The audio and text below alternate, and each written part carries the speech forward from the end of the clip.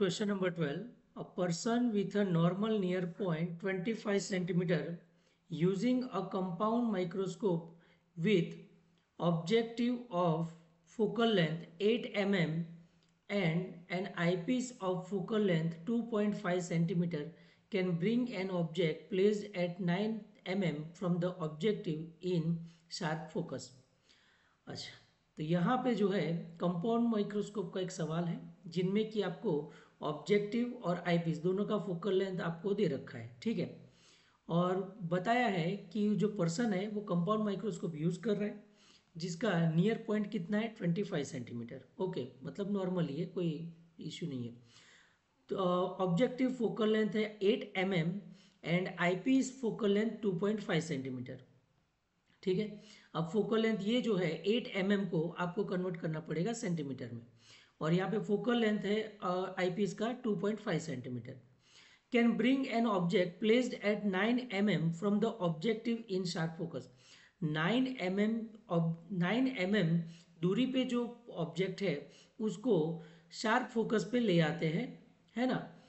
What is the separation between two lenses, मतलब कि इन दोनों के बीच का सेपरेशन कितना है। इन शॉर्ट ट्यूब लेंथ की बात हो रही है, ठीक है। तो ट्यूब लेंथ का फॉर्मूला क्या है, U O plus V E, ठीक है ना। तो calculate the magnifying power, V O plus U E आना है, ठीक है। Okay, magnifying power of the microscope. तो यहाँ पे मैग्नीफाइंग पावर भी जो है वो कैलकुलेट करना है। सबसे पहले नियर पॉइंट बोला है, मतलब डी आपका 25 सेंटीमीटर, ऑब्जेक्टिव लेंस 8 mm, तो इनको आप सेंटीमीटर में कन्वर्ट करोगे तो 0.8 सेंटीमीटर हो जाएगा। आईपीस का फोकल लेंथ है 2.5 सेंटीमीटर।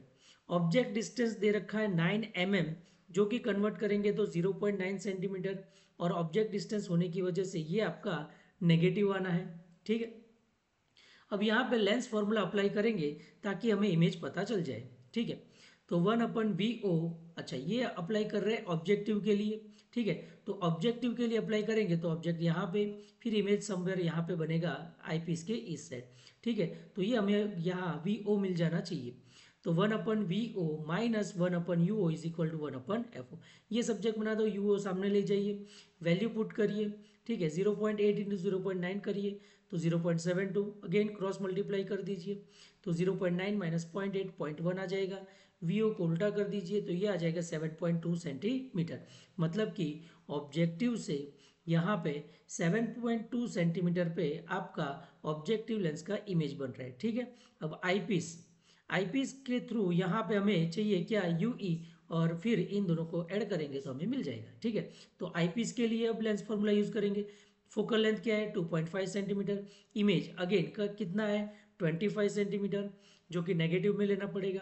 लेंस फॉर्मूला के थ्रू अगेन हम ये जो है वीई 1/V minus 1/U is equal to 1/FE, ठीक है।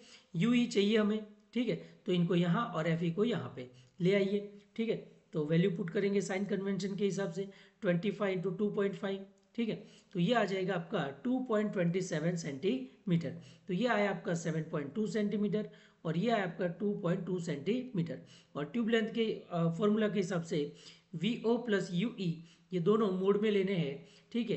तो डिस्टेंस आपका आ जाएगा 9.47 सेंटीमीटर। आगे उन्होंने मैग्निफिकेशन भी पूछा है तो MO एंड ME, और D डिस्टेंस पे होने की वजह से ये हो जाएगा 1 प्लस D/FE, और ऑब्जेक्टिव लेंस का ये होगा VO/UO इंटू 1 प्लस D/FE।